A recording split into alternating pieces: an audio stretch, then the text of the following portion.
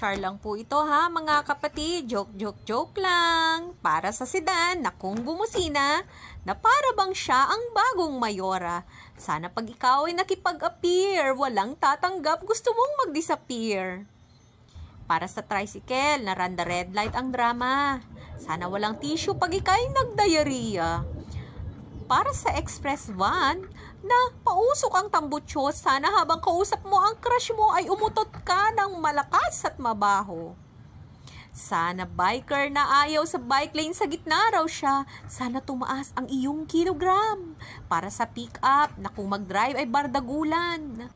Sana outside the kulambo ka, at hiway di mo alam. Part 2 nga ito ng aking rant sa kalsada. Kasi kinulang ata ang chismax ko sa una. Bakit nga kasi dami din nagseminar. Kamote sa kalsada ay nakakaasar.